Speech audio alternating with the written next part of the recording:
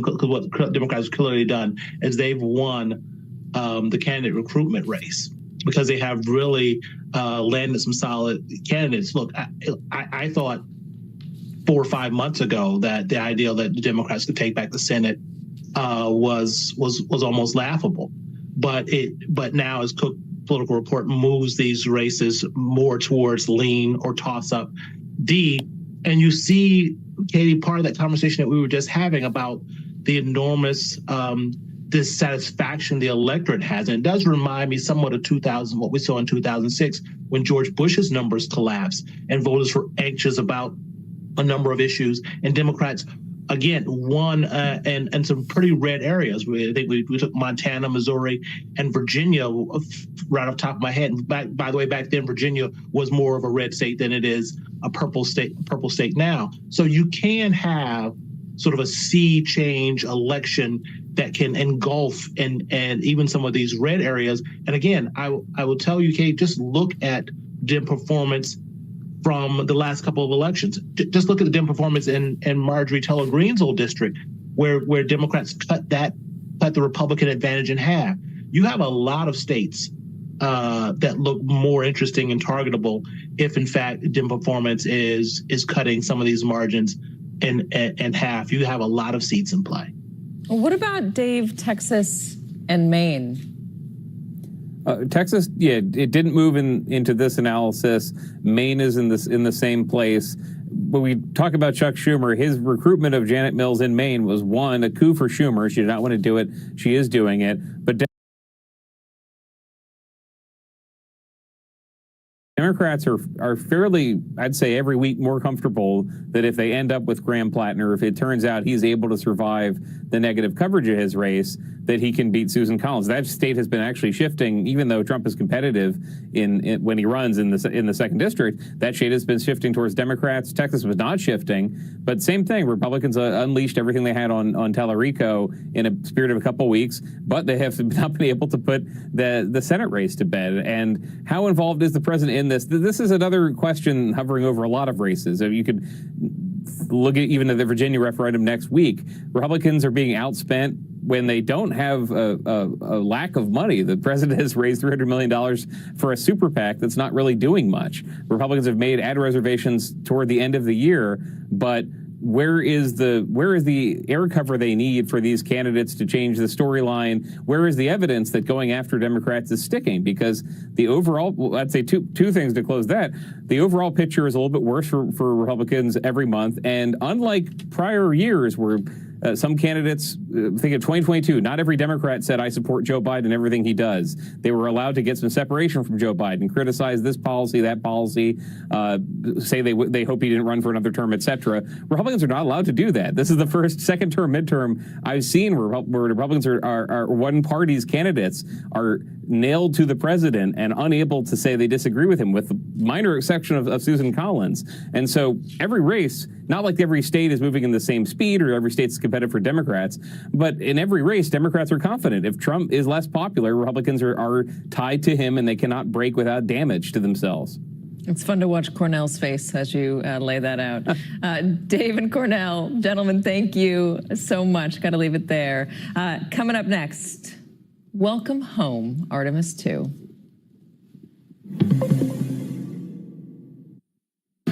How did I get here? A grandma with vision loss from wet AMD, riding across the desert. It started when Vabysmo opened up my world. I was worried I was losing sight of the world around me, but my doctor recommended Vabysmo. Vabysmo is different. It's the only treatment thought to block 2 causes of wet AMD.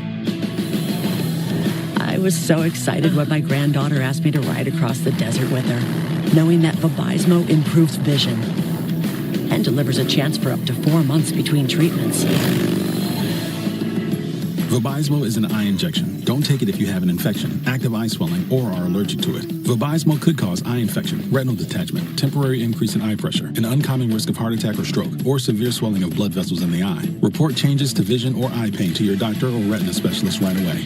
Now I've got my sights set on the road ahead. Open up your world with Vabysmo. The #1 prescribed FDA-approved treatment for wet AMD. Ask your retina specialist about Vabysmo. We found a trustworthy pro on Angie who put so much care into our kitchen. He treated it like it was his baby. So when we needed a godfather for our baby, I couldn't trust anyone else. Here you go. I do kitchens. Angie, the one you trust to find the ones you trust. Runners will do anything to cut through the wind. Why? When you can go fast the easy way. Hands-free Skechers Slip-ins Aeroburst. High-performance running shoes designed to cut through the wind with unbelievable speed. Plus, they're lightweight and feature Goodyear rubber. Go fast in Skechers Slip-ins Aeroburst. Out there, one plate. In here, as many plates as you want. Plates and plates and plates and plates and plates and plates of protein. Out there, teeny tiny shrimp. But in here, big butterfly shrimp. In here, you have a choice. Out there, madness. Falls are the #1 cause of injury to senior citizens. Acorn Stair Lifts has the solution. Just don't fall. Sit, relax, ride with an Acorn Stair Lift, the world's leader in stair lifts. Don't let limited mobility keep you from going up and down your stairs, even outside. Call Acorn Stair Lifts now for a free information kit and no obligation quote. Why risk falling when you can safely ride? Our Acorn Stair Lift is definitely more affordable than moving. The Acorn Stair Lift has a padded seat and backrest. Safety sensors stop the chair if there are obstacles. The seat swivels and locks so you don't twist your body. And the Acorn Stair Lift folds away. It even runs during power outages. I was really surprised at how little it cost. Call 1-800-615-8922 right now for your free information kit or visit our website today. That's 1-800-615-8922. What causes a curve down there? Is it Peyronie's disease? Is there somebody I can talk to for help? I got somebody for that. I got somebody for that. I got somebody for that. You guys got somebody for Peyronie's disease? There's hope for the estimated 1 in 10 men who may have Peyronie's disease, or PD. A urology specialist who treats PD can help you create a plan, including non-surgical options. Find somebody today at GoGetSomebody.com. Gary, used car shopping can't hurt you. What if I overpay? Come out and I'll show you a better way. Well, show me, Carfox. Knowing how a car's accident history impacts price means you don't have to overpay. No fear, just Fox. Say show me at Carfax.com. Are you throwing away money on your car insurance? Yeah, that's exactly what I'm doing. Try Insurify. We help you compare quotes and save half on your car insurance. I like it when things are convenient and save me lots of money. Go to Insurify.com and save up to $1,000 a year on your car insurance. She's really getting up there. Yeah, she is. Don't feel your age. Act your age. Aspercream. Asking the right question can greatly impact your future. Are you certified?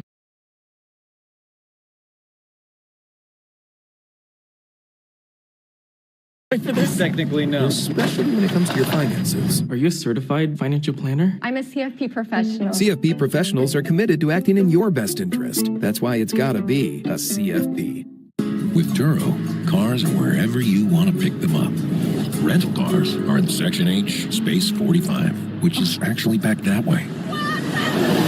For the right car, right where you need it. Turo, rent a car, not a rental car. One more thing before we go. All you pet owners out there know what it's like to leave your dog at home for a trip to the market. Now imagine leaving your dog at home for a trip around the moon.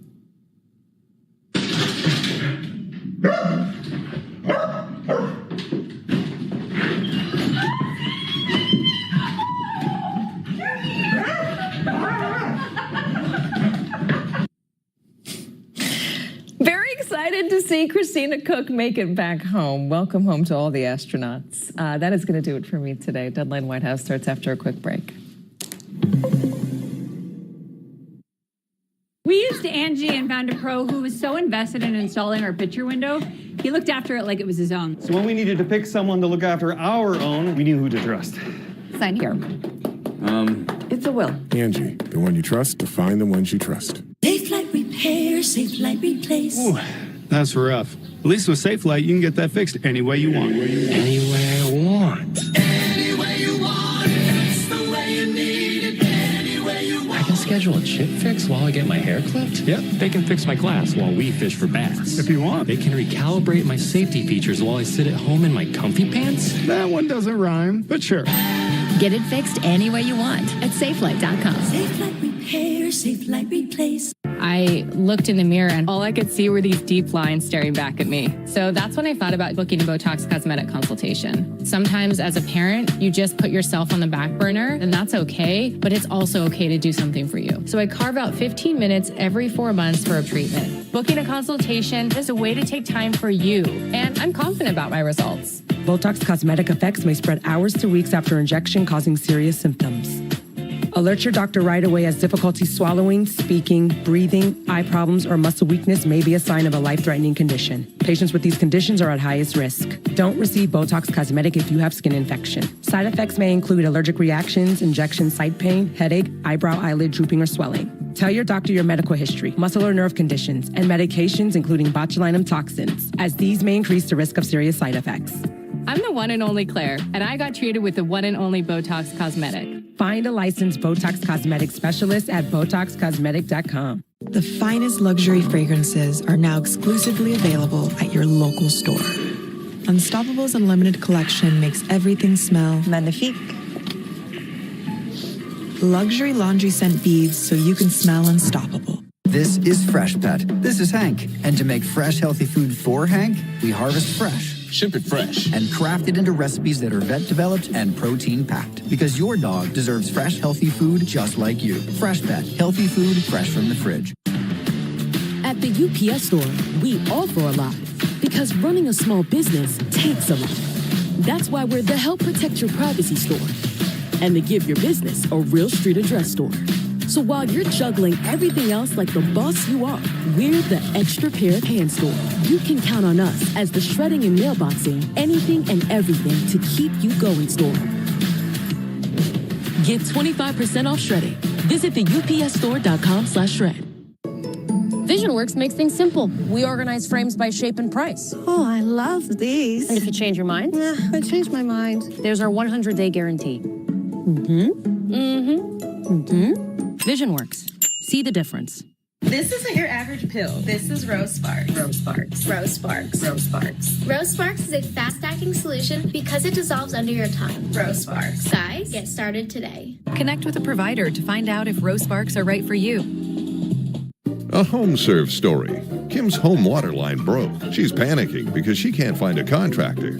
Pam's line broke too, but she's not worried because she has a plan from HomeServe. Kim settled for this guy. Pam had a qualified HomeServe contractor. Kim was shocked by her bill. Pam's plan paid for the cost of covered repairs. Choose HomeServe or chance it. Plans from HomeServe start at just $4.99 a month. Call 1-833-517-9393 or visit homeserve.com. Investors pulled our funding. What do we do? I'd go tumblers. Like acrobats? No, custom branded tumblers from Custom Ink.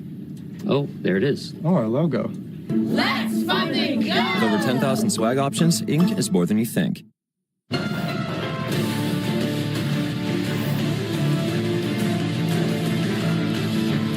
Hi there, everyone. Happy Monday. It's 4 o'clock in New York. Donald Trump is finding out that it is not easy to get yourself out of a war you started with no end game in sight in the first place. In the face of failed peace talks and a fragile ceasefire in place, Donald Trump is choosing to escalate tensions and worsen the global oil crisis with a blockade of the Strait of Hormuz. Hours after the marathon peace talks with Tehran fell apart over the weekend, Donald Trump announced that starting this morning, the U.S. Navy will block the entire strait. U.S. Central Command later had to step back from Donald Trump's threat to do that, stating that U.S. forces would merely block ships going to and from Iranian ports.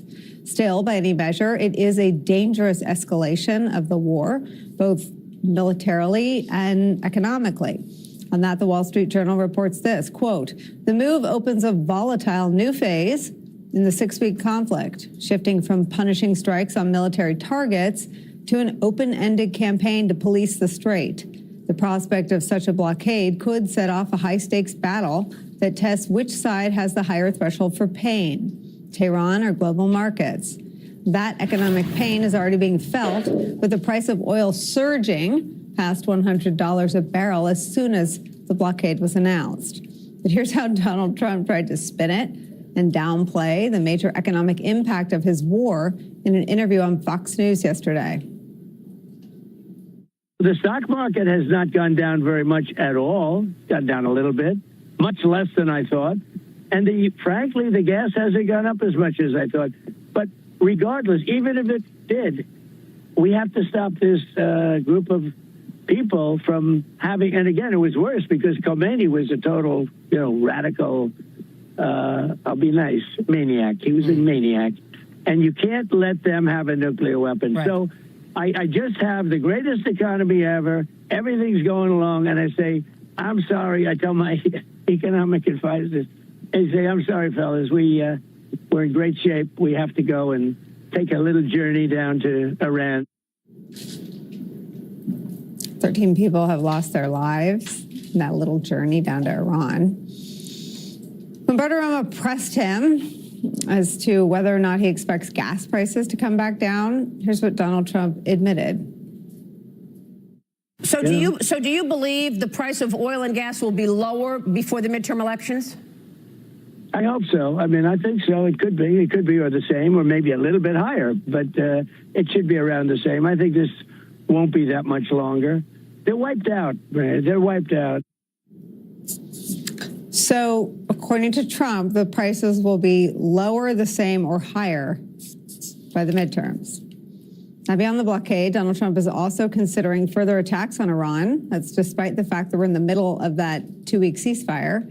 Wall Street Journal reports this, quote, Trump and his advisors are looking at resuming limited military strikes in Iran as a way to break a stalemate in peace talks. That's according to officials and people familiar with the situation. Trump could also resume a full-fledged bombing campaign, though officials said that was less likely. Now, none of Donald Trump's actions appear to be rooted in any strategy, least of all a strategy to bring an end to the conflict or the war. It's a war that is only growing more and more unpopular with the American public by the day. A brand new poll from CBS News shows that just 36% of the country approves of Trump's handling of the war with Iran, 64% disapprove, and only 34% of Americans think that Trump has clearly explained what his goals in Iran even are. Donald Trump, struggling to find an off-ramp for his increasingly unpopular war with Iran, is where we start today. New York Times diplomatic correspondent Michael Crowley is here. Lieutenant General Mark Hertling is here as well. He served as a commanding general of the U.S. Army in Europe. Also joining us, staff writer at The Atlantic and a contributor to The Atlantic Daily Newsletter, Tom Nichols is here. He's a professor emeritus of national security affairs at the U.S. Naval War College. Michael Crowley, let me ask you to take me through the reporting of J.D. Vance's failure to make progress in those peace talks. Yeah, Nicole, and thanks for having me. Well, look, I think the fact of the failure itself was not a surprise. It was very clear that the U.S. and Iran had a huge gulf between them in terms of their public positions on the key issues that were going to be on the table in Islamabad and remain on the table. And foremost among them is what to do about the Strait of Hormuz, how to reopen it, and how to manage it going forward, and whether Iran will have any role in that. And then second, the key question is Iran's nuclear program. Iran's nuclear facilities have been badly damaged or destroyed, but Iran still retains close to 1,000 pounds of highly enriched uranium that would not take very long with some centrifuges spinning to get to a level where you can make a nuclear weapon. So Vance goes over there to try to reach some agreement with the Iranians in talks that are put together on a few days' notice, basically on the fly. Vance himself has no real diplomatic experience, certainly not prior to becoming vice president. And he goes over with Jared Kushner and Steve Witkoff, who themselves have pretty limited experience and have failed to get deals with the Iranians in 2 previous rounds of talks. And they spend, I think it's 21 hours in Islamabad, or the whole trip basically, and they are not able to, as everyone expected, they're not able to just get a snap agreement for something that people who have dealt with the Iranians say would take weeks to hammer out. And it sounds like what you really had was a delivering of ultimatums on both sides, laying out positions, but not a lot of give and take, compromise, and negotiation. So another round of talks ends in failure and leads to what looks like an escalation, which puts us in a position where it's kind of anyone's guess what happens next. I think that we have a waiting game now to see how Iran is going to respond to this blockade of its ports. Number one, in terms of whether it would use any kind of force or have a confrontation. And then number two, will we have another round of diplomatic talks? There have been some reports that maybe the Iranians were willing to make offers to the Trump administration on its nuclear program in particular that might be a little bit more acceptable. So would they come back to the table, and will this be like an iterative process where the two sides get closer and closer? But right now, I don't see a lot of evidence of that. What's interesting to me, Michael Crowley, is that Trump's on Fox talking about this little journey he took to Iran. That's his quote, because of their nuclear program. I mean, before the war started, Kushner and Witkoff were negotiating over the nuclear program, and the Strait of Hormuz was open. Now it's controlled by Iran. It seems like their hand is weaker to negotiate the status of their nuclear program because Iran now controls the strait. Am I missing something? Well, I think that's a pretty plausible argument. The counter argument would be that the war has brought Iran's economy closer to the brink of collapse, that Iran's regime is running scared. They're worried that they have been weakened to the point where they're threatened by an uprising. That's, I think, more speculative. And, we just don't see a lot of evidence of that. And people have been talking about the overthrow of the Iranian regime through various rounds of protests and military actions for a long time now. It doesn't seem like something it's a good bet to be waiting on. So I think, yes, all the evidence we see right now is that Iran has an immense point of leverage that it lacked before. And so President Trump is going to have to be prepared to make more concessions than he was before, unless he wants to go even deeper militarily into this war at greater risk to American lives and the global economy. General Hertling, what does all this mean for the men and women of the military and their families? Well, first, what I'd point out, Nicole, Michael said it very well, and the initial presidential tweet or social media posting had to do with closing the entire straits. That would have been a near impossible mission for the amount of forces that are there. The CENTCOM, the NAVCENT, the naval commanders in the Central Command reduced that to what I think the president meant, which was the blockading of Iranian ports, not the entire strait, which requires much less equipment, much less, fewer sailors and the kind of command and control that you need. But we've also seen that kind of tested already by the Chinese, who have made basically a demand that they be allowed to go into the Iranian ports because they have deals with Iran. So we're going to see some very interesting dynamics here in terms of this mission set, which in and of itself, when the American public hears something like they're going to blockade the straits or blockade Iranian ports, it sounds like you're putting up a wall against incoming ships and outgoing ships. That's not the case at all. That's a very difficult mission. I spent the weekend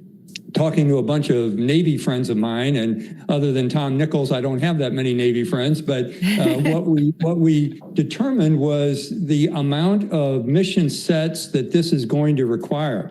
When the Peterson, and I'm forgetting the name of the other ship, the Peterson and the Franklin, I think it's called, the Murphy and the Peterson, the two destroyers went into the straits the other day, and they said they were in mine clearing missions. That wasn't the case at all. Destroyers don't do normally mine clearing. They can launch unmanned aerial drones and sea drones to look for mines, but you don't necessarily want to put a destroyer in the water to look for mines.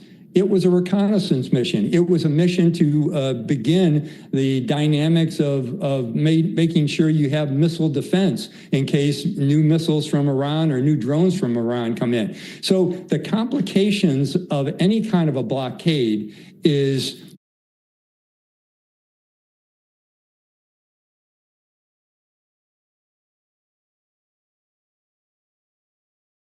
just extremely dynamic and resource intensive. Luckily, it's going to be a smaller one, but it's still, you asked the question, what does it mean for the men and women in this force that's there? It's a tough mission, and they will likely be there for a very long time if in fact they do start intercepting ships and conducting reconnaissance and trying to make sure that the strait remains open.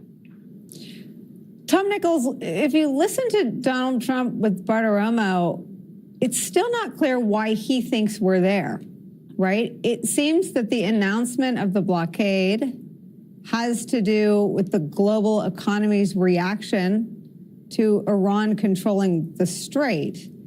And again, the nuclear objectives, that's never come out of Marco Rubio's mouth when sort of doing press avails about what the objectives were in Iran. He talked about taking out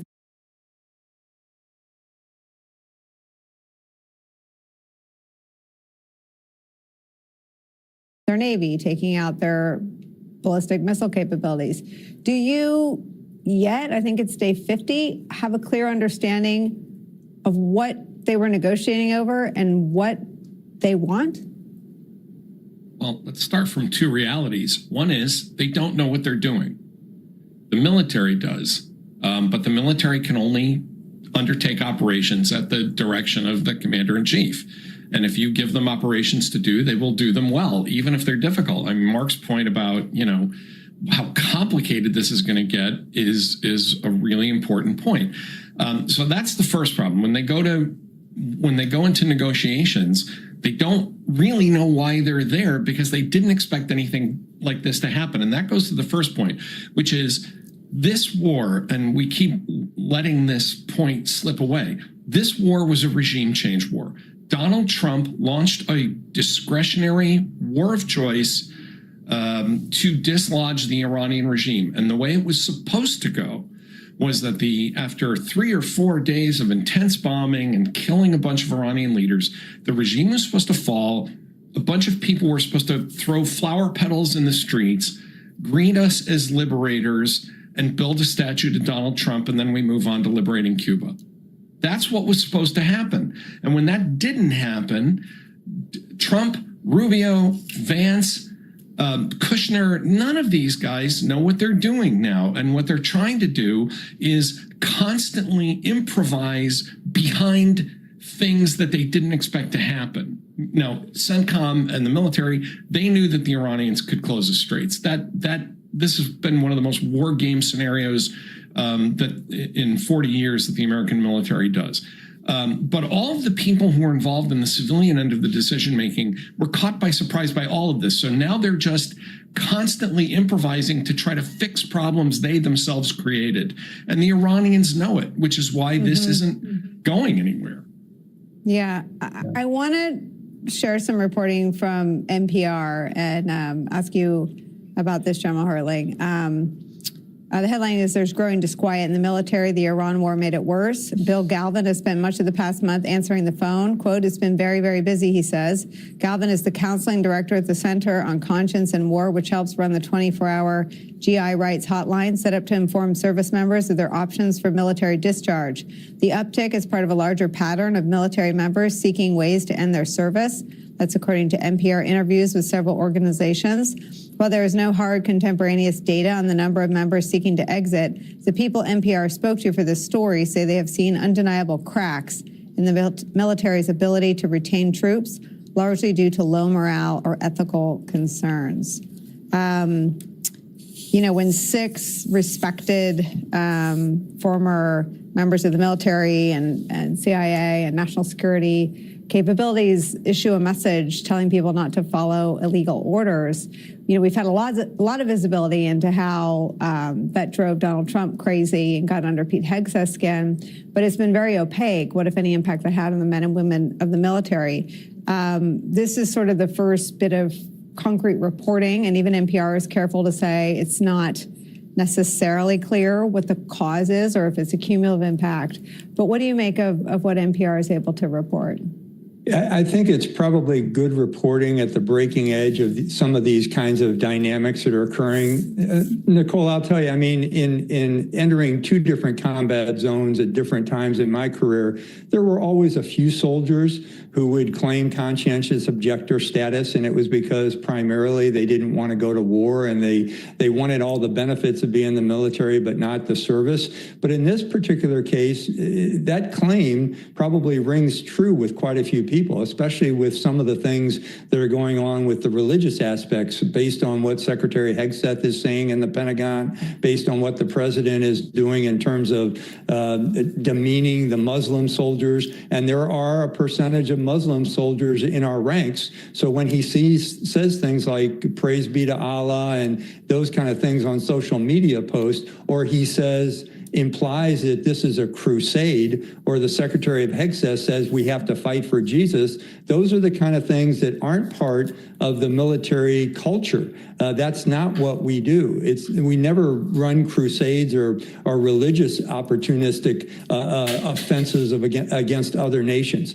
There are some reporting that I've heard from both active and retired senior level soldiers that there is I heard one individual call it a subdued approach within the Pentagon to speaking out against things that they know are wrong, or trying to correct some of the civilian leaders in terms of what they're issuing in terms of orders that could be unlawful or contrary to the way the military does business. But I'm not as well connected as a retired officer anymore, Nicole. I am hearing some of these things, but I don't know how widespread they are. Yeah, and I mean, we talk every time we have these conversations that the men and women of the military don't live in a hermetically sealed silo. You know, they see Joe Rogan attack the war. They see Marjorie Taylor Greene say that the commander-in-chief is insane, a once prominent member of the MAGA coalition. I mean, they are exposed to everything that is being said about the commander-in-chief and his conduct and the war itself. I want to show you what Hillary Clinton had to say about the war, and I want to show you what constituents are saying to their representatives. By the close relationship with Hungary's longtime leader, Viktor Orban, but voters there have overwhelmingly said they've had enough of Orban and his autocratic rule. We'll look at how they did it and much more when Deadline White House continues after a quick break. Don't go anywhere. Is your bath old and outdated, maybe even unsafe? In just one day, Jacuzzi gives you the safety you need and the personal style you want, all at a price you'll love. So your bathroom can go from this to this, this to this, or even this to this. And right now, we're waiving all installation costs and offering no interest or payments for a year. Go to jacuzzibathremodel.com or call 800-384-9078. Bet you can't run as fast as T-Mobile. Bet you I can. Well, you better pick it up, because T-Mobile now has the fastest 5G home internet. Watch this. I'm okay. T-Mobile now has the fastest 5G home internet, just $35 a month. Many abused and neglected animals are hungry and need help right now. Many animals are starving, wondering if food will ever come, with the unbearable pain that comes with that, and they need our help. There are animals that have no idea when their next meal will come. They can't even remember when their last meal was. And they are moments from dying. So I'm here to ask you, will you open your heart to help an animal who's hungry? Go online, call, or simply scan this code and donate just $19 a month.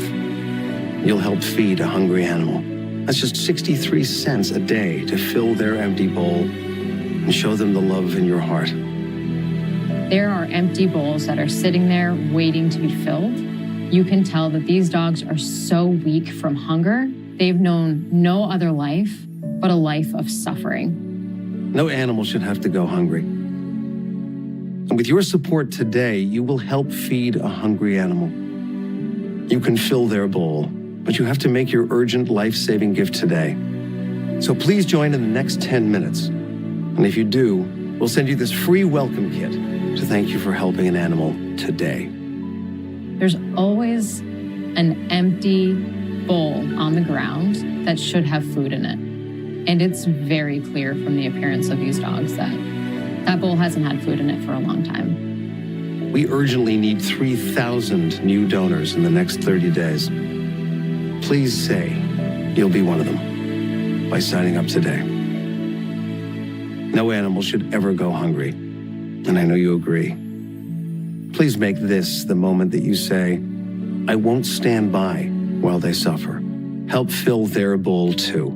Go online, call, or scan this code right now. This isn't your average pill. This is Rose Sparks. Rose Sparks. Rose Sparks. Rose Sparks. Rose Sparks is a fast-acting solution because it dissolves under your tongue. Rose Sparks. Guys, get started today. Connect with a provider to find out if Rose Sparks are right for you. These bills are crazy. She has no idea she's sitting on a gold mine. Well, she doesn't know that if she owns a life insurance policy of $100,000 or more, she can sell all or part of it to Coventry for cash, even a term policy. Even a term policy? Even a term policy! Find out if you're sitting on a gold mine. Call Coventry Direct today at 800-738-1300 or visit coventrydirect.com. Men, how many bathroom trips are you making each day? Try Super Beta Prostate Advanced, the #1 selling formula in its category. Made with Prostafend, a triple action blend to help reduce urges to urinate. Find it at Walmart or these retailers. On our podcast, Clock It, we are positioning ourselves at the intersection of culture and politics. Clock It is where we talk about what we see and hear in the news so you can start to clock it too. Clock It with Simone and Eugene. Listen now. New episodes drop Thursdays. I just worry that he's going to become more reckless, and this is a call to the Congress, including the Republicans, to step up and do your constitutional duty. Rein in this president before he causes absolutely irreparable damage to our country, to our military standing, to our authority and leadership. Do not let him continue to be a rogue player in the international arena. That was Hillary Clinton this morning in an interview on Morning Joe. We're back with Michael Crowley, General Hurling, and Tom Nichols. Michael Crowley, a lot of people get to what Hillary Clinton is saying and then say, well, the Congress will never impeach him. But what is so ever present in the indictment from Hillary Clinton there this morning of his conduct and his, quote, recklessness, in the indictment from MAGA members, Marjorie Taylor Greene and Alex Jones, in the indictment from voters. I'm going to show you how some Republican constituents are reacting. They believe that Republicans are, quote, spineless, refusing to hold Trump accountable, is pressure in the system as a voting issue. Right? It's becoming a midterm electoral issue that Congress is so weak and impotent, they need different people in the Congress to hold Trump accountable because there is a way to deal with this. It's in the Constitution. It's our system of checks and balances. Is any of that on the radar of any of the men and women that we know from your colleagues on reporting in the Times did not support the war to begin with? That would be everybody in Trump's cabinet. Yes. Is it on the radar in terms of trying to rein him in, do you mean? I mean, do they understand, like, does Rubio understand or J.D. Vance understand that their 2028 presidential ambitions are going to be washed away in every call for Congress to do their job? There's political pressure building for people to elect different people in November so that they will actually do what the Constitution allows for, be a check on Donald Trump. Yeah, and Nicole, particularly for J.D. Vance, who, as I know you've discussed here, was, it's kind of amazing. He was very specifically critical and outspoken of the idea of launching a war on Iran before he became vice president. If there were sort of a handful of specific positions that you could, that like a layperson who follows politics could identify Vance with. One of them would be not getting involved in Middle Eastern wars with unclear aims and that seem to have an open end. And so, look, obviously, the most important thing here is not the political fortunes of individuals, but it's not irrelevant either. Personality dictates policy and history. And so I think it's important to say that this is a very uncomfortable position for J.D. Vance, I think. And yes, I think the larger point here is that, for years, the opposition to Donald Trump has said things similar to what Hillary Clinton said in that interview about the idea that he needs to be reined in. I think that what's different here is we haven't seen a lot of examples of where Trump has been doing something that really surprised and dismayed his base in the way that this war has. Now, I understand that the war remains popular with Trump supporters, so I don't want to suggest, I'm probably overstating it by saying he dismayed his base, but dismayed important elements of his base. And I think the discontent and confusion is growing. The defectors, the prominent defectors and critics are growing in number, in some cases stature. I think that's a little bit new, Nicole. And the whole dynamic is very different. If you think about the first term, President Trump was portraying himself as this sort of persecuted victim of what he called the Russia hoax and the Russia witch hunt and Robert Mueller. I think there was a kind of a circle the wagons effect. And what he's done in Iran is very much of his own choosing. It's being proactive. No one's forcing him into doing it. And once again, it goes very contrary to all the signals he seemed to be sending as a candidate. So I do think that this is a real risk. Last point, Nicole, and I'll stop. Look, Donald Trump, once those midterm elections come, Donald Trump's got 2 years left. There's a very strong chance that he's got a Democratic Congress, which even further limits his ability to get anything through Congress.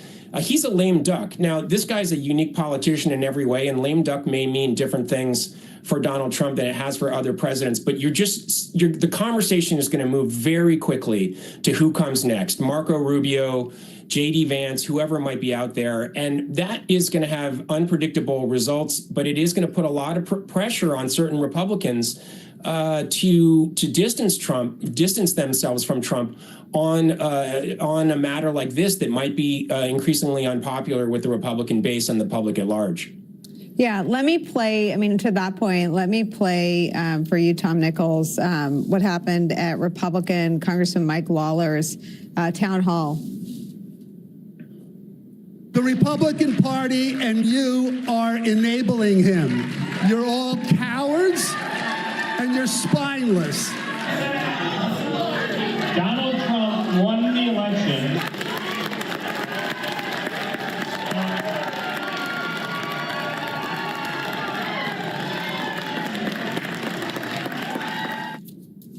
So embarrassed Republicans spent the first term telling me that they'd like to more forcefully object to Donald Trump's crassness, grab women, where. There were good people on both sides, all the gross things he did, but he was so politically powerful they couldn't. In his second term, it is clear that both Trump the man and Trump the policies are politically toxic. Yeah, and I'm going to take slight issue with something Michael said about the popularity of this among the base. It's true, and this is the way cults work, right? If you ask them, if you ask Trump supporters, do you support the war? They say, yes, I support the president, I support the war, because that's the answer they're always going to give.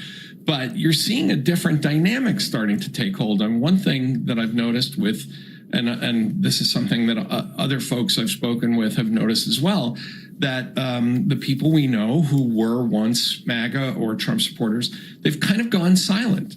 They don't want to talk about any of this. They've sort of just gone to ground. They don't want to watch the news. They don't want to watch TV. They don't want to hear about any of this. Now that, if you ask them, do you support Donald Trump? Yes, of course I do. But what you're seeing, like in that Mike Lawler town hall, that privately, they're angry. There are only two issues that Donald Trump could not betray his base on, that they were going to hold him to. One was the Epstein files, and that has blown up in his face really, horrifically. because he's tried to stop it and he couldn't. And now we see that there was good reason for why he was trying to stop it. But the other, as we've all been saying here, is the promise not to get involved in any more wars. Trump's not going to be on the ballot, but as is the case when a president betrays so many of his supporters and even his base, they're going to look to take it out on somebody. And that's these other Republicans. And I think the only thing I find mystifying, I shouldn't say mystifying, the only thing I find kind of curious is how many of those Republicans still think that clinging to this kind of burning wreckage of the administration is still their only chance of political survival, when it seems like the smart move is to start going for the lifeboats. General Hertling, it was just a week ago that Donald Trump posted on social media for the world to see that he wasn't against or wouldn't rule out using the military to annihilate a civilization. How is that continuing to ricochet through the military? In a big way. And Nicole, I've heard that mentioned more than anything else when I was with a group of individuals. Well, I won't say which institution because they're concerned. They have a fear of what may draw the ire and the attention of the administration against the institution. But what I'll say is they are talking a lot about it, being asked to do those kind of things, the legal ramifications of being given unlawful orders, things that many of us thought were likely going to happen when he was elected because he has immunity and the military doesn't. So all of those things are critically important. The other thing I'd say to reinforce what Tom says is what is happening to holding not just the president, but the members of his cabinet accountable. We have seen, we all know in the military that the organization takes on the personality of the leader. All of the members in this cabinet, many of the Republicans in Congress, have all taken on the combative approach that Mr. Trump has, and therefore you can't have oversight by Congress. And I think that's why a lot of these town halls are going a little bit crazy, because they want their congressmen to take over and say, hey, we've got to hold people to account. Right, and never mind that Jared Kushner isn't even in the government. I mean, how would you hold a hearing and interview him? Who's negotiating peace? Michael Crowley and Lieutenant General Mark Hertling, thank you so much for starting us off. Tom sticks around a little longer after the break. Pope Leo saying he's going to continue speaking out for what he believes, even if it goes against the policies and politics of Donald Trump. We'll bring that to you next.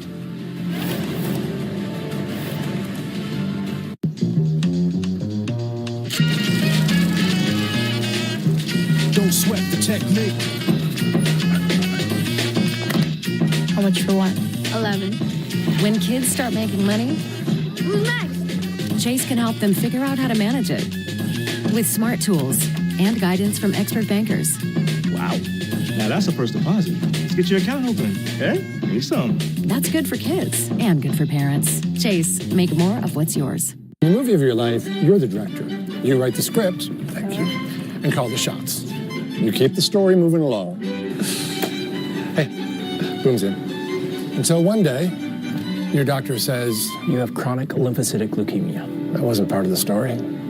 For CLL, my doctor recommended Calquence. Calquence is the first and only BTKI to offer 2 approved all-oral chemo-free options, ongoing treatment with Calquence, or fixed-duration treatment when combined with venetoclax. Calquence can cause serious side effects which may lead to death. This includes serious infections, bleeding problems that may increase with blood thinners, decreased blood counts, new cancers including skin cancers, heart rhythm problems, and liver problems. Tell your doctor right away if you have flu-like symptoms, blood in stool or urine, fast or irregular heartbeat, dizziness, feeling faint, chest discomfort, shortness of breath, stomach pain, dark urine, or yellowing skin. Calquence may harm an unborn baby. Ask your doctor about pregnancy and breastfeeding. These are not all the side effects. Use sun protection.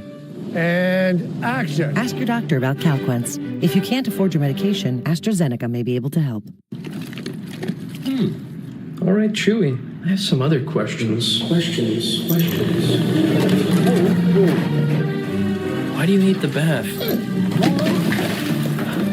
That's why. When's your next flea and tick delivery? It's tomorrow. See? Good boy. Can we get some sleep during fireworks season? We got you. Thanks. For food, meds, and expert care. For life with pets, there's Chewy. The little pill with a big story to tell. Jardiance plays a role in my story, too. I have type 2 diabetes, but I manage it well with Jardiance, a once daily pill that helps lower my A1C. It works 24/7 in the body to flush out some sugar. And for adults with type 2 diabetes and known heart disease, Jardiance can lower the risk of cardiovascular death, too. Serious side effects include increased ketones in blood or urine and infection between and around the anus and genitals. Both may be fatal. Severe allergic reactions, dehydration, urinary tract or genital yeast infections in men and women, and low blood sugar. Stop taking and tell your doctor right away if you have nausea, vomiting, stomach pain, tiredness, rash, swelling, trouble breathing or swallowing. Tell your doctor about lightheadedness, weakness, fever, pain, tenderness, redness, or swelling between the anus and genitals. You may have increased risk for lower limb loss. Call your doctor right away if you have new pain or tenderness, sores, ulcers, or infection in your legs or feet. Jardiance is a little pill with a big story to tell. And if you ask me, it's pretty swell. Action. Behind this curtain is an outdated bath and shower. Imagine transforming this eyesore into a beautiful jacuzzi bath remodel in as little as one day. Are there a lot of design options? Yes, Jacuzzi has stylish shower walls, designer colors, and premium features like soft closed doors. Call right now and Jacuzzi will waive installation costs with no interest and no payments for up to a year. Just step right into your easy entry shower by Jacuzzi. We have durable grab bars, grab shelves. This is a great safety feature. I love this. It's really beautiful. The quality of it, I'm blown away. Best of all, it's from Jacuzzi, the most trusted name in water for over 70 years. Call or go online now to jacuzzibathremodel.com. We're waiving all installation costs, plus zero interest and zero payments for up to 1 year. Go to jacuzzibathremodel.com or call 800-782-9311. I have no fear of neither the Trump administration nor speaking out loudly about the message of the gospel. And that's what I believe. I am called to do what the church is called to do. We're not politicians. We're not looking to make foreign policies and policy with the same perspective that he might understand it. But I do believe that the message of the gospel, blessed are the peacemakers, is a message that the world needs to hear today. A message the world needs to hear. That was Pope Leo XIV, the first American Pope, this morning, vowing to keep it up, to keep calling for peace, to keep speaking out against the war in Iran, not as some sort of policymaker or political rival to Donald Trump, as Trump seems to suggest, in an absolutely unhinged late-night screed, a complete meltdown on Truth Social. But the Pope there speaking as a faith leader, leader of the world's Catholics, leader of the Catholic Church. Donald Trump seems committed to insulting and offending every chance he gets. That unhinged 300-plus word post in which Donald Trump threatens Pope Leo and says he should, quote, get his act together. Donald Trump called the Pope weak on crime, terrible for foreign policy. Trump also claimed responsibility for Pope Leo's election as Pope. Less than an hour later, Donald Trump posted this edited image depicting himself as a Jesus-like figure healing the sick with heavenly bodies that look a lot more like action figures than angels floating overhead, and miraculous light beams coming from his hands. In a rare retreat, the post has been deleted after it prompted such brutal disgust and backlash from his coalition, including rare outrage from the religious right. When asked about it today, Donald Trump said, yes, it was me, I did it. But he said it was a picture of him as a doctor? What? Mr. President, did you post that picture of yourself depicted as Jesus Christ? Well, it wasn't depicted. It was me. I did post it, and I thought it was me as a doctor, and had to do with Red Cross as a Red Cross worker there, which we support. And only the fake news could come up with that one. So I just heard about it, and I said, how did they come up with that? It's supposed to be me as a doctor making people better, and I do make people better. I make people a lot better. Okay, you as a doctor is just as batshit crazy. As Trump proceeds, though, to offend doctors and the world's 1.4 billion Catholics, including 1/5 of the American population, they're first ever American-born pontiff had this to say, according to the New York Times, about Trump's social media postings. Quote, "It is ironic, the name of the site itself, Say No More." The site, in case you can't remember, is called Truth Social. I want to bring in Princeton University professor and political analyst Eddie Glaude. Tom is still here. I'd say round one goes to the Pope, Eddie, but let me just, because there's this cycle of like, oh, I didn't do that, only the fake media. I mean, posting yourself as a doctor is truly just as deranged as posting a picture of yourself as Jesus. No, absolutely. And first of all, it's great to see you, Nicole. I think what Donald Trump did, what he said, is part and parcel of our kind of the cloudiness, the fogginess of our moral moment in some ways, right? People are constantly telling us not to believe our eyes, not to believe what we see, in order to kind of get us to convince ourselves not to be morally clear. And in this case, Donald Trump is responding, as he always responds, to being held to account. He cannot take the sound of prophetic speech. So he goes after the leader of the Catholic Church, 20% of the U.S. adult population. And he threatens, I believe, Nicole, again, he threatens his base, that kind of coalition between conservative Catholics and evangelical Christians. Let me put the picture up one more time. Can I see the picture? Control room. Oh, okay. That is not, I mean, a doctor, you know, I have a toddler, like the doctor's kit from Walmart comes with the stethoscope and a white jacket. I mean, that is absolutely deranged. Tom Nichols, I'm going to get you on the other side of a very short break. We'll all be back on the other side.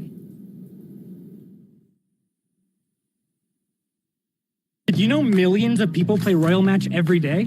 Come with me to find out why. Why do I play Royal Match? I play because saving the king is so exciting. I love beating levels and upgrading King Robert's castle.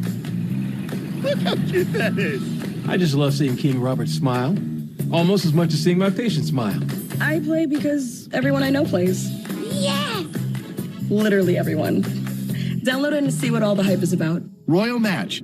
Download now. Bipolar 1 can overwhelm your mind. Sometimes depressive lows and unpredictable highs can make it hard to get out of your head. Finding relief may help you break through. Ask about Vraylar. Some medicines only treat the lows or highs. Vraylar treats depressive, acute manic, and mixed episodes of bipolar 1 in adults. Proven full-spectrum relief for all bipolar 1 symptoms. Not for elderly with dementia-related psychosis due to increased risk of death or stroke. Report changes in behavior or suicidal thoughts to your doctor. Antidepressants may increase these in those under 25. Report fever, stiff muscles, or confusion, which may be life-threatening, or uncontrolled muscle movements, which may not go away. High blood sugar may lead to coma or death. Weight gain and high cholesterol may occur. Difficulty moving, uncontrolled movements, tremors, feeling like you need to move, sleepiness, nausea, vomiting, and indigestion are common. Side effects may not appear for weeks. Vraylar. Breaking through to relief. Ask about Vraylar. With long-lasting battery life on the Dell PC, you can keep going from morning to night.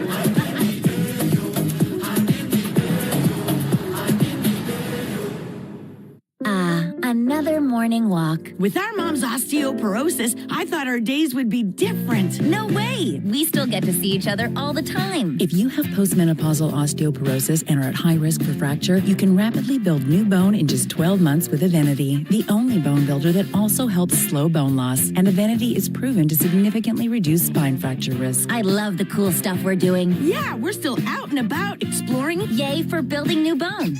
Evenity can increase risk of heart attack, stroke, or death from a heart problem. Tell your doctor if you have had a heart attack or stroke. Do not take Evenity if you have low blood calcium or are allergic to it, as serious events have occurred with Evenity. Signs include rash, hives, swelling of the face or throat, which may cause difficulty in swallowing or breathing, muscle spasms or cramps, numbness, or tingling. Tell your doctor about severe jawbone problems, as they have been reported with Evenity. Report hip, groin, or thigh pain. Unusual thigh bone fractures have occurred with Evenity. Ask your doctor about building new bone with Evenity. See you tomorrow. The Evergreens family vacation started with Expedia, the one place you go to go places.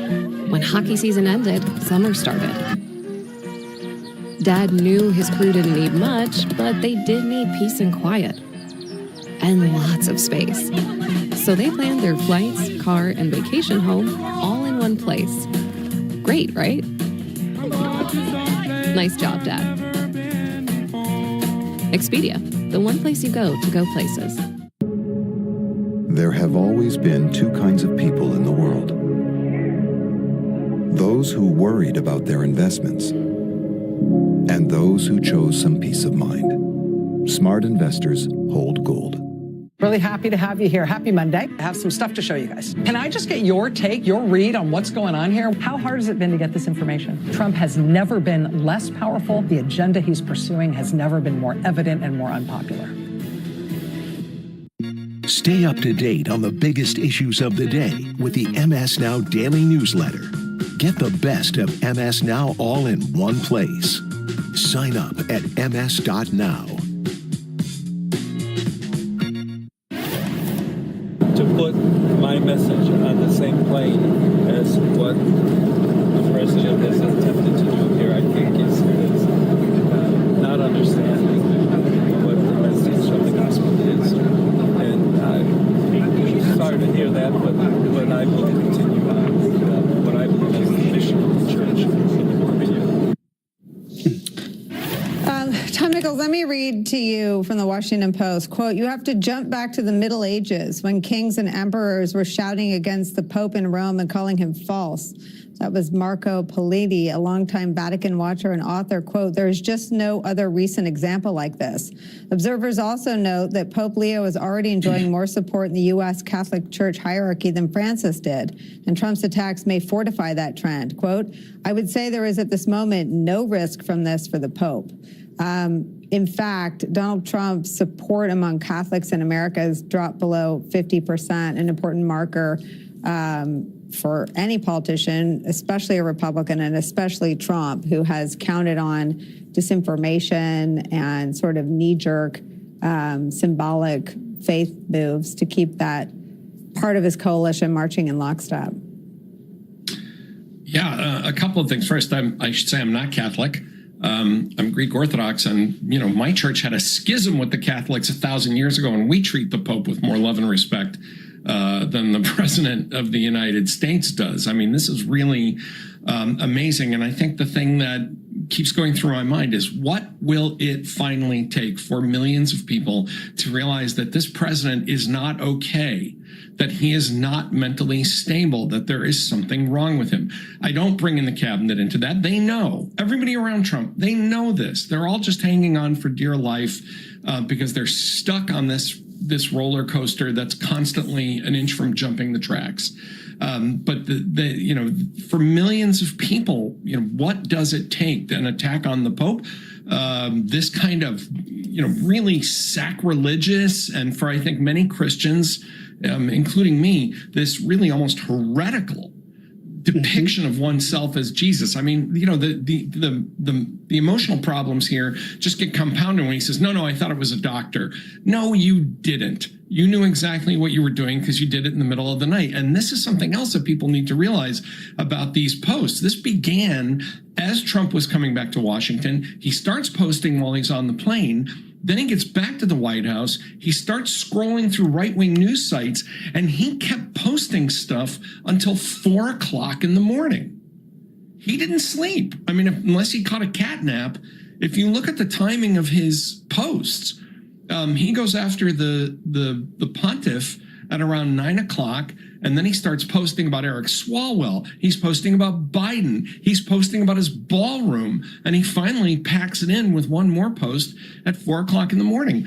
This is and in the middle of all those posts, by the way, he just let it out that, oh, by the way, we're going to be blockading Iranian ports tomorrow, as if, just among the day's news. I ought to tell you at midnight, I think it was about 12:30, that we're going to be blockading Iran in the morning. There's something deeply wrong with this man, both in his willingness to attack anyone, even the leader of 1.4 billion fellow Christians. Ostensibly, Trump is a Christian, all the way to, this kind of angry old man scrolling through and posting crazy stuff until 4 o'clock in the morning. If your dad were Trump's age and did that stuff, you would stage an intervention. But this man is leading is commanding our troops into a war zone again, and as I always want to point out, holds in his pocket the codes to 1,500 strategic nuclear weapons. Yeah, Eddie, I mean, if it's your parent, right, that's a decision made in a family.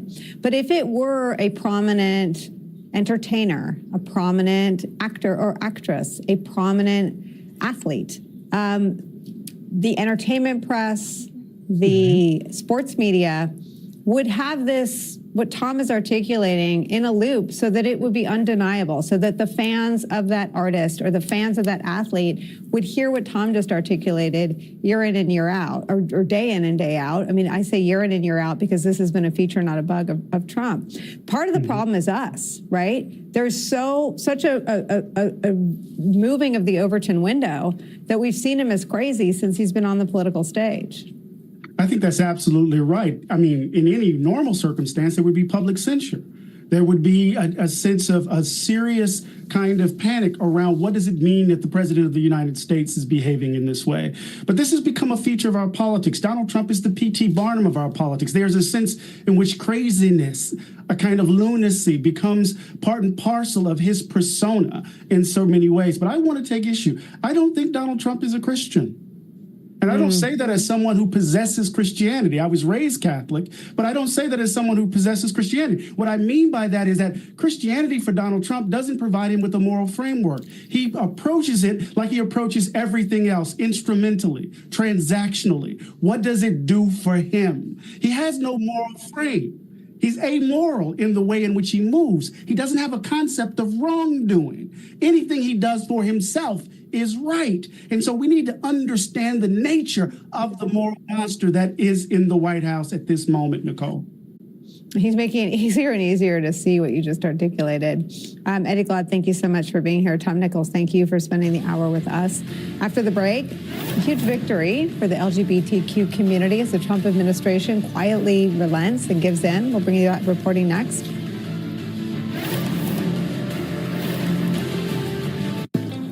I know what you're thinking. Here's Kristen Bell on a luxurious vacation with her pretend kids. But I'm really here for all the points I get with my City Strata Elite card. I live for a fancy dinner where I don't have any idea what I'm eating. But what I really love, 6 times the points. Just eat your points, sweetie. I love you more than all the stars in the sky. And slightly more than all the points I'm earning. City Strata Elite. Rewards where it counts. That's the point. Right now, across the U.S., people are trying to ban books from public schools and public libraries. Yes, libraries. We all have a First Amendment right to read and learn different viewpoints. That's why every book belongs on the shelf. Yet book banning in the U.S. is worse than I've ever seen. It's people in power who want to control everything. Well, I say no to censorship. And I say yes to freedom of speech and expression. If you do too, please join us in supporting the American Civil Liberties Union today. For over 100 years, the ACLU has fought for your rights and mine, including the right to read all manner of books. So please, call or go online to myaclu.org. For just $19 a month, only 63 cents a day, you can become a guardian of liberty and help protect all the rights promised to us by the U.S. Constitution. Make no mistake, this move to ban books is a coordinated attack on students' right to learn. This is a clear violation of free speech. That's why the ACLU is working to fight against censorship in all its forms. It is so important. Now, more than ever. So please call or go to myaclu.org and become an ACLU Guardian of Liberty for just $19 a month. Use your credit card and you'll get this special We the People t-shirt and more to show you're helping to protect the rights of all people. The ACLU is in all 50 states, D.C. and Puerto Rico, defending our First Amendment right of free speech and all of your constitutional rights. Because we the people means all of us. So please, call or go online to myaclu.org today. Are you Marcia? I am. I am. Thanks for meeting me here. Usually not an interweb dating guy. Barely ever use this phone computer. Unless it's to bundle my insurance with Liberty Bibbity. Oh, same. I hate this thing, but it's true. You can save hundreds bundling with Bibbity. Bibbity? Bibbity? Bibbity. Bibbity. Are you hungry? Mm-hmm. Let's get some lasagna. And some cannolis. Only pay for what you need. Liberty, liberty, liberty, liberty. Everyone has free offers on the latest phones, but T-Mobile gives you a lot more. T-Mobile families save over $3,700 versus the other big guys. And our experience plans include amazing benefits, plus our 5-year price guarantee. Switch to T-Mobile and save on a big scale. Over 500,000 people with AFib have left blood thinners behind with Watchman, a safe one-time implant that reduces stroke risk and bleeding worry. For life. Watchman. It's one time for a lifetime. Another political defeat for the Trump administration and a win for equality in America. The Trump administration agreed today that a pride flag could fly at the historic Stonewall National Monument in Manhattan. It had been removed back in February after a Trump administration directive, but a group of nonprofits sued, arguing that the government illegally targeted LGBTQ people. The settlement states that the flag will return within a week, flying between the U.S. flag and the Park Service flag. The lead lawyer for the plaintiffs said this after the administration settled, quote, "The government has acknowledged what we argued from day one. The pride flag belongs at Stonewall. The flag will be restored. It will fly officially and permanently, and the court will stand ready to enforce that commitment. We will mark that as a win for equal rights and freedom and for love." After the break, if you want to know how to topple an autocrat, look no further than the country of Hungary. We'll show you how they did it. And Deadline White House continues after a quick break. Don't go anywhere. Lights on. I didn't understand you. Lights on. Morning. Hello. I'm so tired of being alone. Black coffee, no sugar. Enjoy coffee. Instead of building new ways for machines to talk to people, Chase is building new places for people to talk to people. Hi, welcome in. Hi. With tech that's actually helpful and 5,000 branches in 48 states. Chase, make more of what's yours. Cinderella's the best. My little girl loves wearing princess dresses almost every day. Irma has high-risk neuroblastoma. It was really hard to see our sunny, bright little girl hurting. St. Jude touches the lives of so many kids. And so even though her prognosis is still scary, we have a lot of hope. Every minute matters for the children at St. Jude. They need your help. Please call, go online, or scan the QR code right now and give $19 a month to make a difference. When your kid has cancer, just the stress and just the worry is definitely the hardest part. And seeing my wife's heart broken. He was a healthy little boy running around, playing all the time. Childhood cancer is absolutely crushing. Hope is coming in these walls every day as he fights the battle of his life. The search for cures must continue. Join with your credit or debit card for only $19 a month, and we'll send you this St. Jude t-shirt you can proudly wear to show your support. The donations and the research is saving our daughter's life. St. Jude, they lift you and carry you on the days that you can't. They give us lots of love and made me feel like I had two homes, kind of. St. Jude and my home. You can make a difference.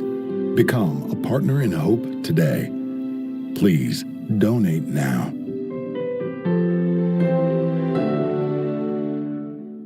AI can turn your lights on. Lights on.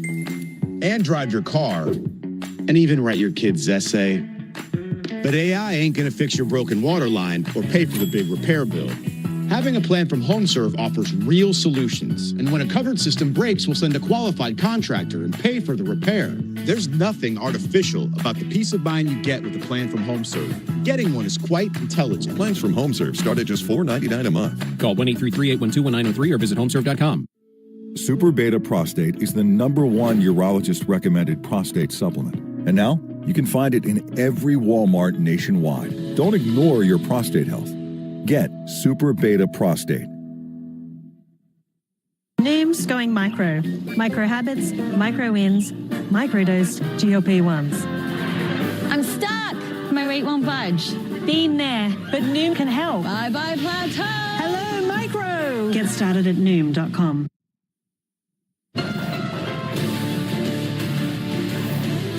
Very excited.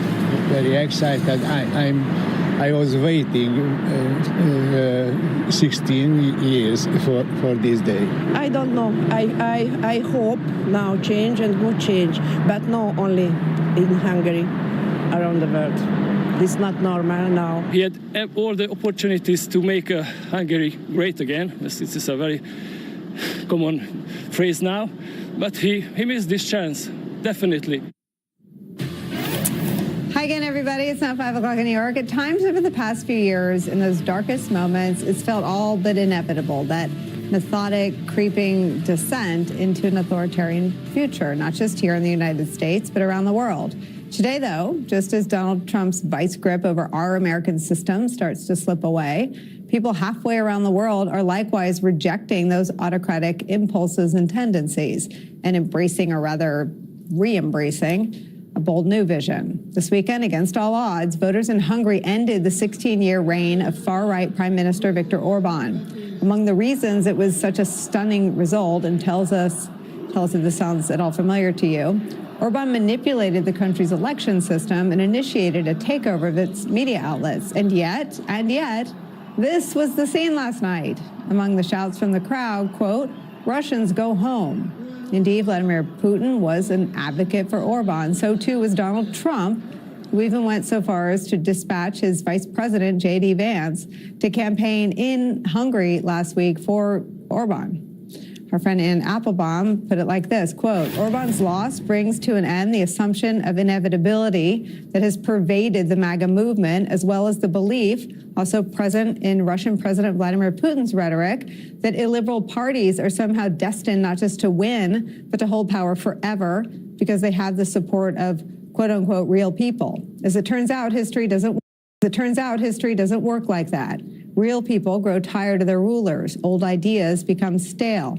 Younger people question orthodoxy. Illiberalism leads to corruption. And if Orban can lose, then his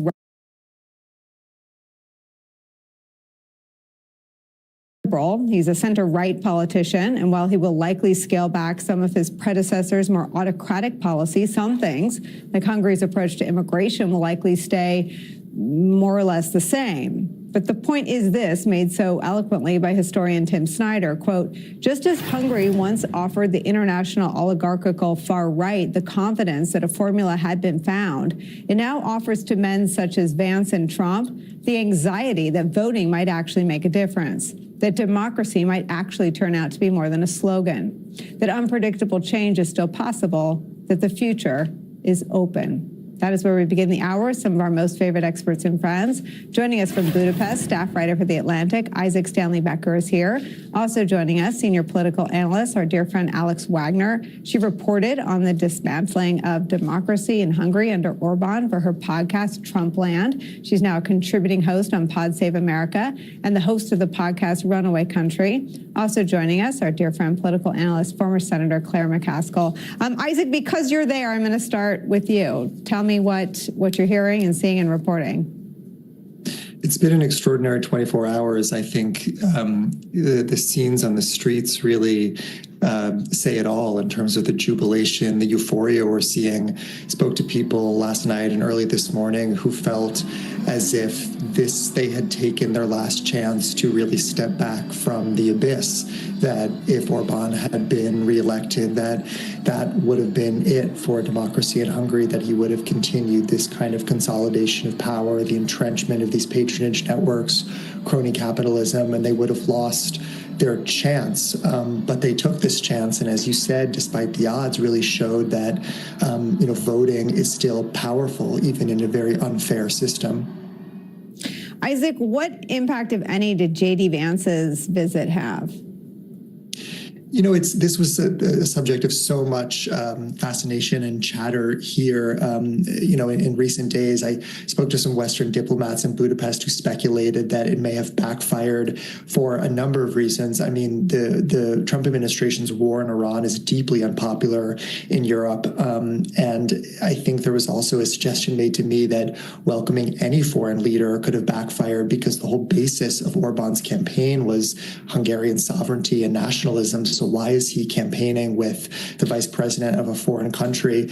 We don't have polling that fleshes this out, but we certainly know that it did not pull Orban over the finish line, which is what Trump and Vance wanted. But I think that it's been, a really hectic couple days with the results last night and the whole system change. But just to step back and just, remember how unusual that moment was to see J.D. Vance here. I mean, American vice presidents and presidents just have not done this. They have not traveled to foreign countries at the expense of U.S. taxpayers and campaigned so overtly for, politicians in foreign countries, and especially not politicians who also enjoy the support of the Kremlin. It was frankly a surreal scene. I mean, Alex, it's like the axis of Putin-backed autocrats, and to make that such a public brand and then to have it backfire, it's like the jokes write themselves. How politically toxic is J.D. Vance? He's so toxic, he dislodged a Putin-aligned 16-year autocrat from Hungary. Yes. I mean, I don't think J.D. Vance helped matters. I don't think the war helped matters. But, Nicole, I was there last year. And I don't think the war helped matters. But, Nicole, I was there last year. And this is a testament to the tireless and brave work of journalists who basically left consolidated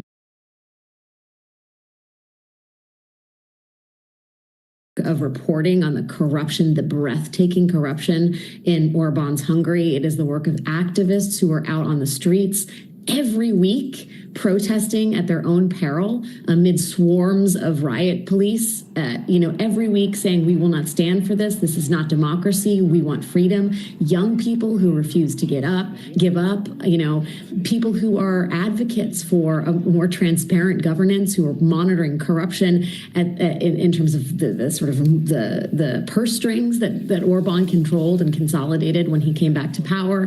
I mean, this is the work of grassroots networks that have been operating honestly without a lot of money, a lot of attention, and I think a lot of not a ton of hope as far as the international community was concerned, but they kept at it. And without their work, without those foundational efforts, this victory wouldn't have been possible. Magyar, I think, seized on really important issues like the quality of healthcare in Hungary, the economy and Orban's abysmal shepherding of it, and education, which is also an issue in Hungary. But really, the people that primed the pump, if you will, the people that did the hard work of helping him claim victory were all these ordinary, everyday Hungarian citizens who just refused to give up. And it is, I think, their win more than almost anybody else's. I mean, it's impossible, right, as an American, desperately rowing toward the pro-democratic forces in our country to prevail, to resist the temptation to ask what worked. So I won't. I mean, Alex, just say a little more about what you started to say about how the media bravely covered the corruption outside of the state takeover of media. Yeah, well, I mean, Orban, through his cronies, basically consolidated or shut down all the national news outlets in the country and turned them into state mouthpieces. And journalists resigned en masse, and they decided to form their own independent outlets. Like Telex is one that is super important in terms of independent investigative journalism. Direct 36. These are organizations that were, public, funded by the donations from interested readers. And these journalists did real investigative work that actually, I do think, turned the heat up on Orban in a meaningful way. You had people that worked for organizations like K-Monitor that monitored the just insane levels of corruption at every level of the Hungarian government, and did so for years. For years, they documented this stuff. And they also showed the Hungarian public what it was like to have functioning local level governance so that they could contrast what it looked like to have a functioning government with one that was completely beholden to corrupt actors. And, then there's just the people that stayed interested and stayed awake, that were just normal Hungarian citizens who refused to give in to Orban's iron will. And I think, we can blame J.D. Vance and Trump and the war and all that, but this really is a collective effort that should give all of us in the United States who want to turn off the news and just forget about what's happening and focus on our own discrete lives, which is an understandable instinct of self-preservation. This should give us pause, because actually staying alert to the degradation of our democracy, and that's what Hungarians did. And look at the outcome over there. Claire McCaskill, 65% of Americans disapprove of Donald Trump.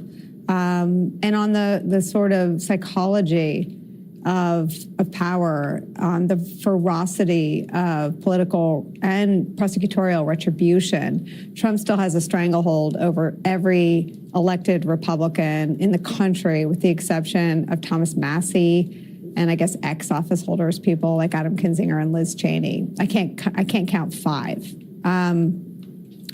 What is your sense of how the Democratic Party could take the best lessons from what is happening over a much longer experiment, if you will, an autocratic rule, and apply them ahead of the midterms and the next presidential?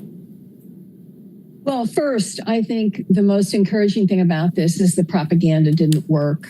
Imagine the amount of heft that was behind the state media in Hungary. And I cannot even explain how they trashed the guy that won.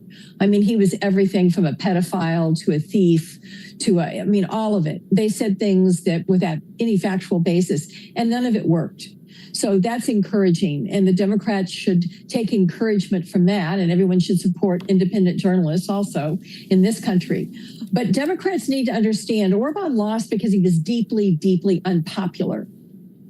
And I think the guy who beat him understood that all of his policies weren't unpopular. He was just deeply unpopular. And we have the same situation in America now. So I think it's really important that the Democrats let that simmer, Trump's unpopularity, because he's now kind of in a free fall. He's doing really stupid stuff. I mean, the fact that he took down his picture of him as Jesus as quickly as he did, that is not the Trump we know. He clearly is off his game. So let that stew. And Democrats need to stay focused like a laser on how to disrupt the status quo in a way that reassures Americans they're looking out for them. For the families that can't make it all come out even at the end of the month. For the families that are going into debt on credit cards just to buy their medicine. There are literally 40% of America is living paycheck to paycheck right now. That's what the Democrats need to stay focused on and not get distracted. Yes, it's so tempting just to hammer Trump all day long, but they really need to stay focused on a laser that they are an alternative to somebody who's deeply unpopular that will, in fact, deliver some results for Americans who are so frustrated right now with everybody that's in government. It's interesting, Isaac. I mean, Alex and Claire are sort of both getting at the autocrat or the autocrat wannabe in Trump's case. It's the personal unpopularity and the personal enrichment. And Donald Trump has always been a grifter. In his first term, Donald Trump, had a hotel and everyone stayed there, but the economy was healthier. I mean, is there a parallel between the economic realities for people in Hungary and the downfall of their autocratic leader? Or can you just take me through sort of quality of life issues and how they played in this election?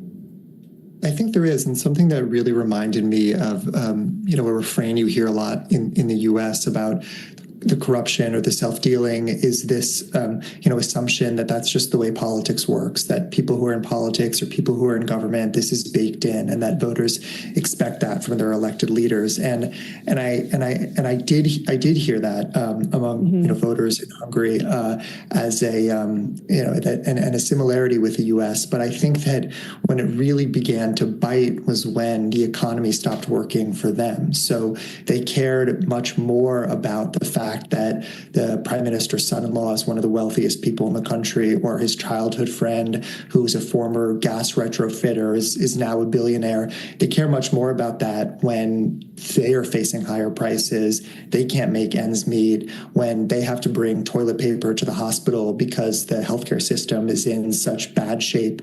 So I think, maybe unfortunately, those kind of galling examples of corruption have to start to bite for individual people in order for them to be, electorally powerful. I also think that we're just seeing the limits of a kind of politics where you can wave away corruption by pointing at culture war issues. So it just became less and less persuasive to pretend that there was this horde of immigrants about to overrun the country, or that trans people were, menacing Hungarian citizens left and right, because I think people just understood that that didn't reflect their reality, and that the poor economic conditions they were living in matter much more. I mean, why should Hungary have lost out on economic opportunities that are available to neighboring Romania? I think this just became utterly galling to people here, and they realized they had to make a change.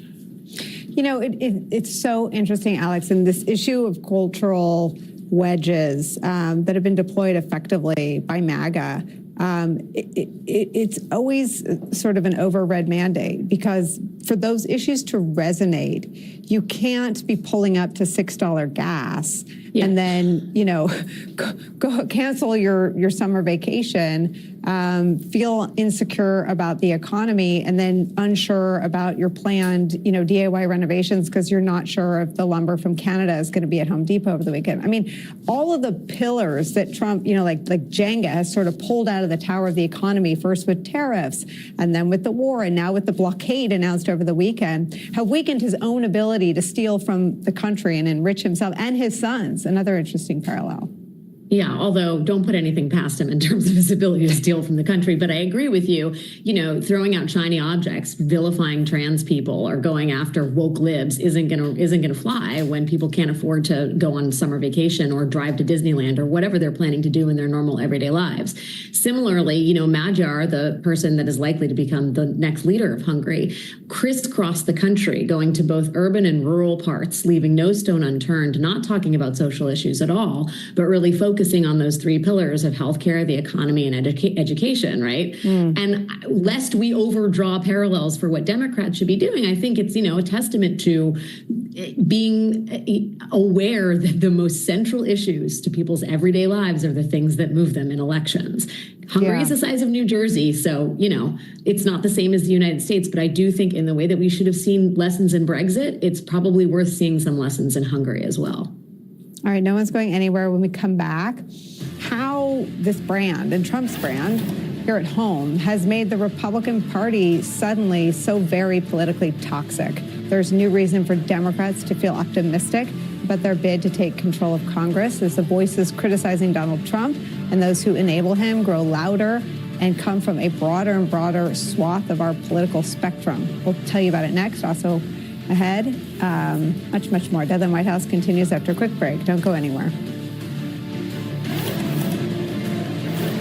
SafeLight Repair, SafeLight Replace. Ooh, that's rough. At least with SafeLight, you can get that fixed any way you want. Any way I want. Any way you want it. That's the way you need it. Any way you want it. I can schedule a chip fix while I get my hair clipped? Yep. They can fix my glass while we fish for bass. If you want. They can recalibrate my safety features while I sit at home in my comfy pants. That one doesn't rhyme, but sure. Get it fixed any way you want at SafeLight.com. SafeLight Repair, SafeLight Replace.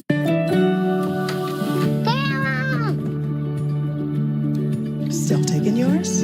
Every day. Made to care for you every day. Nature Made, the #1 pharmacist recommended vitamin and supplement brand. Hot tub's busted. We knew our last Verbo was going to be incredible. We didn't know the hot tub was broken. But Verbo had our backs. It moved us. Better place, better hot tub. Got any room for Dad? Think again, Bruce. Yeah. Teenagers are full of surprises. Verbo is not. If you know, you Verbo. Is your bath old and outdated, maybe even unsafe?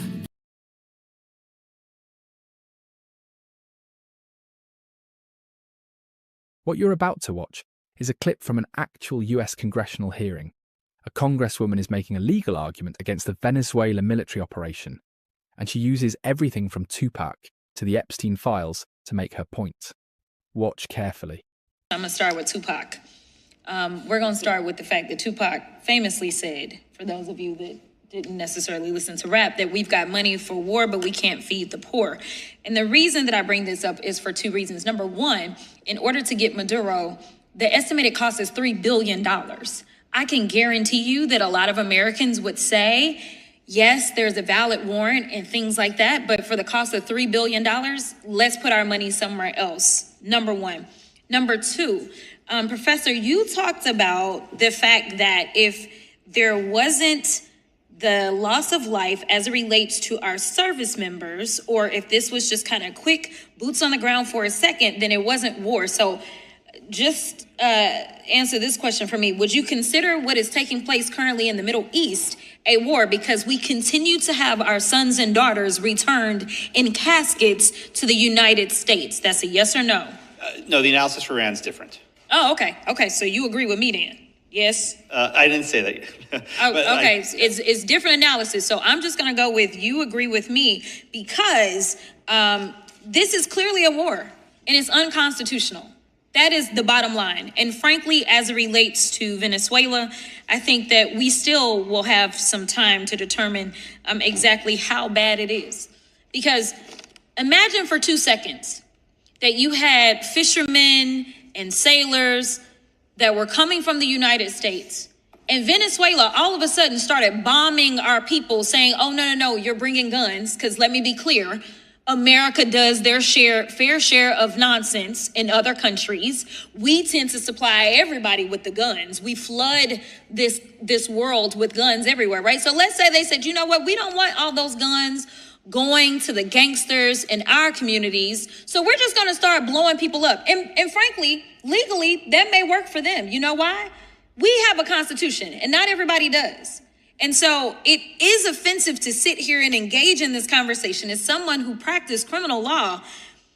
And my God, everyone that I had, no matter what they were accused of, even if they were accused of capital murder, they were given an opportunity to actually show up in court and face their accusations, not be killed. So the justification, like, I don't understand why we are trying to make it partisan. It should not be partisan to just go and blow up these boats. Are you saying, Professor, that you believe that blowing up these boats because somebody believes it, you know what? Let me do it this way. Let's say they are drug traffickers. Do you believe that it is constitutional for the United States to blow up people that are accused of being drug traffickers? So it's not going to be a yes or no question. If I could take okay, a few then seconds. I'm gonna stop you there because I only got so much time. And Professor, I was really loving on you because you came from South Texas, which is down in Houston, not too far from the University of Houston, where I got my law degree. But it is very clear that it is unconstitutional for us in the United States. Let me give y'all another issue that I don't understand if y'all see it the way that I do. There's this little thing called the Epstein files. There's a lot of people that have been found liable, charged, all kinds of stuff, from Prince Andrew and Peter Mandelson, from Norwegian officials, the former prime minister, and the former ambassador, all these different people, right? Some would argue, especially since there was international trafficking that was taking place, some would argue that our president, whose name is found over and over and over and over in these files, may have engaged in, say, child trafficking, sex trafficking. They may come to that conclusion. Now, with that being the understanding, if there are other countries that believe, because they believe in actually holding people accountable, okay? So they say, you know what? There were some girls from England or wherever, because there were people from different countries, and they say, you know what, we gonna just come and we're gonna drop in on America. We're going to bomb America. We're going to kill civilians in America because you know what? We have a warrant for his arrest.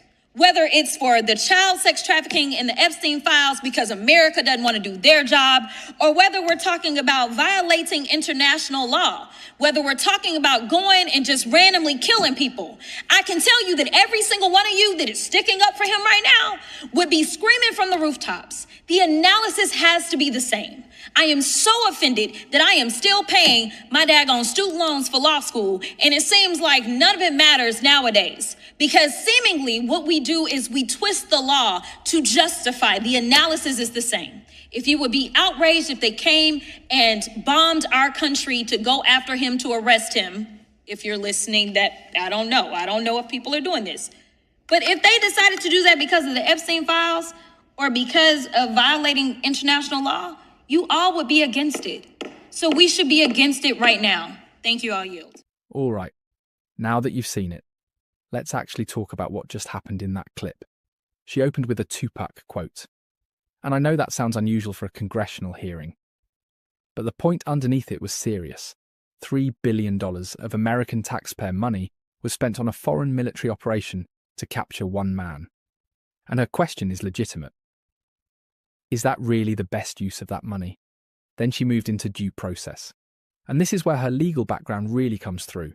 She was a criminal defense attorney before she entered Congress. And her argument is straightforward. In the United States, even someone accused of the most horrific crime, capital murder, gets their day in court. They get to face their accuser. They get to mount a defense. That is the foundation of American justice. So the question she's raising is, why does that standard disappear the moment we cross a border? Now let's talk about the Venezuela scenario she laid out. She flipped the script. She said, America floods the world with guns, weapons go everywhere. Now imagine Venezuela decided to bomb American fishermen or sailors because they believed those people were smuggling weapons into their country. Would America accept that justification? Absolutely not. So why is it acceptable when America does the same thing in reverse? And then, the Epstein argument. This is the part that will make some of you uncomfortable. And it's supposed to. She pointed out that Donald Trump's name appears repeatedly in the Epstein files. She's not saying he is guilty. She is making a legal principle argument. She's saying if another country decided to use the same logic America used in Venezuela, we have a warrant, we believe crimes were committed, your government isn't doing its job, and that country sent forces onto American soil and killed civilians to arrest someone, every single American would be outraged. Republicans, Democrats, everyone. And her point is exactly that. The analysis has to be the same. Now, to be fair, here's the other side. Supporters of the operation would argue that Maduro is not just an accused criminal. He has an active federal indictment in the United States for narco-terrorism. They would argue that the president has historically used executive authority for operations like this. And they would say the Epstein comparison is an emotional argument, not a legal equivalence. Those are legitimate counterpoints, and they deserve to be acknowledged. But here is what I think the honest conclusion is. Regardless of your politics, regardless of whether you support Trump or oppose him, the question of whether the Constitution was followed is not a left or right question. It is an American question. It is a question about whether the law applies to everyone equally, or whether it only applies when it's convenient. She said it best herself. It should not be partisan to just go and blow up these boats. That line deserves to sit with you, because the moment a country starts selectively applying its own laws based on who is in power, that country is no longer a democracy in the truest sense. It is something else. Think about that.